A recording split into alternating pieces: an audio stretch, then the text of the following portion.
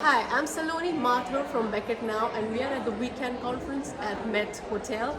And I am joined by Zandra Moore, who is the CEO of Painintelligence. Got it. Sorry. So, ma'am, I heard your speech and it was brilliant. And in fact, it inspired me to actually network and come and talk to you, because I was at least a little nervous about that before. So.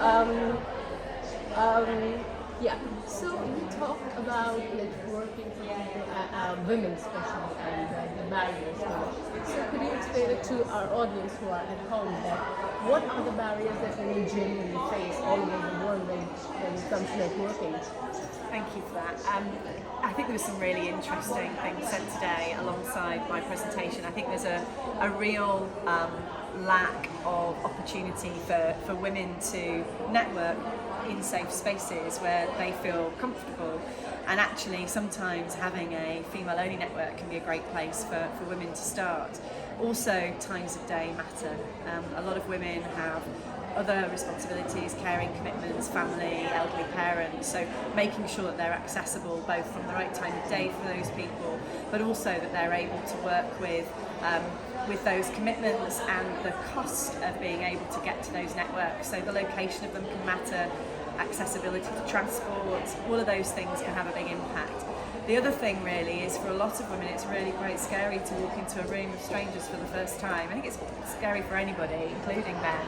But I think for women in particular, we're not necessarily as experienced or have had as much of that exposure as we've developed our careers. In my experience, women are less likely to experience networking at early stages of their careers than men are. So helping those spaces to feel safe and comfortable and relaxed and informal as opposed to formal can make a big difference.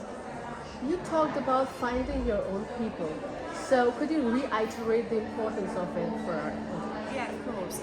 So finding your people is, whatever stage you're at, you could be a graduate and looking to start your first job. So careers fairs are a great way to kind of meet other people like you and actually find people looking for jobs and share tips and hints, those kind of things. Whether you're early in your career and looking for people that are climbing that ladder, finding those groups of people that have the same challenges as you. Whether you're a new mum, I joined the NCT, which was National Childbirth Trust when I first had kids, which was about meeting other mums with babies at the same age. That was a really powerful network at the time. I think things change, life changes, so you need to find your people at every stage of your life.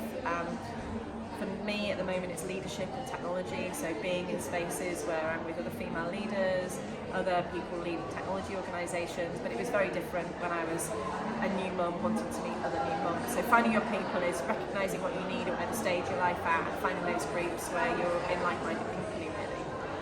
You told us about the fact that you had to start your own business, and it made most of your savings to do that, and it was a big decision for you and your family.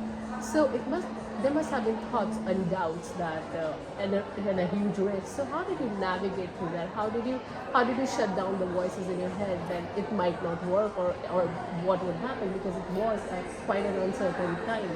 I didn't, is the answer. I don't think you do shut the voices off in your head. Listening to them is a good thing. Sometimes, that voice of concern or risk is there to protect you from bad things, right? So don't ignore them, listen to them, but don't always listen too much, because sometimes they're irrational fears or fears that actually probably are not as likely to happen as perhaps they are in your mind. So I don't think anyone really ever shuts out those fears. At times you're making scary decisions. When you're stepping into the unknown, it's going to feel difficult, hard. You're going to feel a little bit afraid, but actually that's fine and that's healthy and that's normal. For me, it was the support to make the decision that was most important. It was the people around me, my husband, my friends, the networks of people that I built that encouraged me to do it. My mum, who said, "You can do this. What have you got to lose? Don't be afraid. It's only money and you'll regret it if you don't." So yes, you'll have the noises in your head, but I had a great support network of people cheerleading me on that helped me take that step forward. And what about the women who want to take a huge risk or a huge step forward, but have a difficulty in finding a support system to make that change, but still they need to take that step? It's always about starting the conversation. So I've learnt everything I've learned from other people and a bit of lived experience, but mostly from other people. If there's something that you're seeking, I mean, it depends how spiritual you are, but if you put something out into the world, if you are looking for it, tell people you're looking for it. Don't just rely on the divine universe, but also tell people what you're looking for, what you need, the groups you're looking for, the people you'd like to connect with. And it's amazing how it finds you. So make sure you're sharing with every conversation you can what you need, who you're looking for, the groups that you need. And by a bread trail of conversation, it will find you. It always does. And the final question is there a message or something that you want to tell the women audience that will be seeing this? If there's something that they can find to inspire them to move forward and take that risk? It's hard because there's so many things that I care about and I'm passionate about. It's always about little steps. Sometimes, everyone talks about eating elephants, right? And one bite at a time. But I really think most big changes in life happen in very, very small steps. So just take the small steps that you're comfortable taking. Even if it's a little bit out of your comfort zone, you're not going to get there in one giant leap. Just take the little steps at a time and you will get there.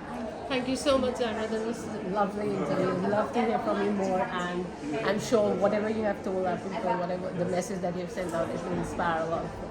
Thank you so much. This is Saloni Mathur from Make It Now signing off. Thank you.